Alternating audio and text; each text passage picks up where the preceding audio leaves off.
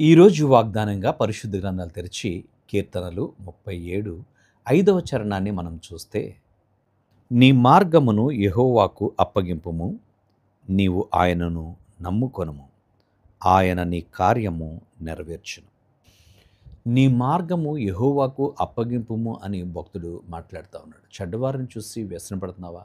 వాళ్ళే బాగున్నారండి, వాళ్ళే చక్కగా ఉన్నారండి అని నువ్వు వ్యసనపడుతున్నావేమో. అందుకని చెడ్డవారిని చూచి వ్యసనపడకుమని ఈ కీర్తన ప్రారంభించి, నీ మార్గము ప్రభువుకు అప్పగించు. ఆయనకు అప్పగించినప్పుడు, నీ మార్గం ఆయనకు అప్పగించినప్పుడు, నీ జీవితాన్ని ప్రభువుకు అప్పగించినప్పుడు ఆయన నిన్ను బలపరిచేవాడు. కనుక దేవునికి మనం అప్పగించుకోవాలి మన జీవితాలు. ఎంతో ఉన్నతమైనటువంటి అనుభవం. మనము ఆయనకు అప్పగించుకోవడమే కాకుండా ఆయనను నమ్ముకోవాలట. మన మార్గం అంతటి యందు మన యొక్క మార్గాలు ఆయనకు అప్పగించుకోవాలి, ఆయనను నమ్ముకోవాలి. ఆయన మనను ఆశీర్వదించి బలపరిచేవాడు. ఎప్పుడు అనంటే, నీవు దేవునికి అప్పగించుకుని ఆయన నమ్మడం. చాలాసార్లు మనం అప్పగించుకుంటాం కానీ నమ్మకం. దేవుణ్ణి నమ్ముకున్నానండి, అప్పగించానండి అని చెప్తుంటాం, నమ్మలేం.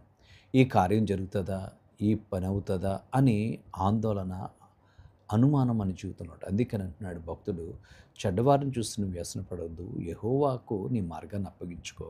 యెహోవాకు నీ మార్గాన్ని అప్పగించడమే కాదు, నువ్వు ఆయన నమ్ముకోవాలి.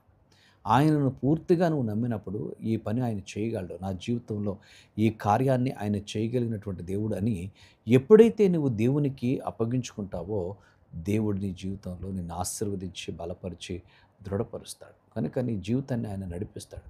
దేవాది దేవునికి నిన్ను నువ్వు సమర్పించుకోవాలి. అందుకనే ఆయన నమ్మాలి, ఆయన యందు విశ్వాసం ఉంచాలి.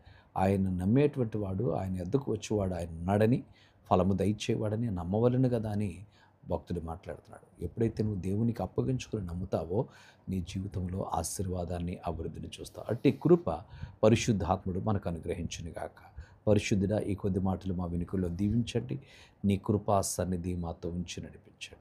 మమ్మల్ని దీవించి బలపరిచే దేవుడిగా ఉన్నందుకు నీకు స్తుతులు చెల్లిస్తూ యేసు నామమున అడుగుచున్నాము తండ్రి. ఆమేన్.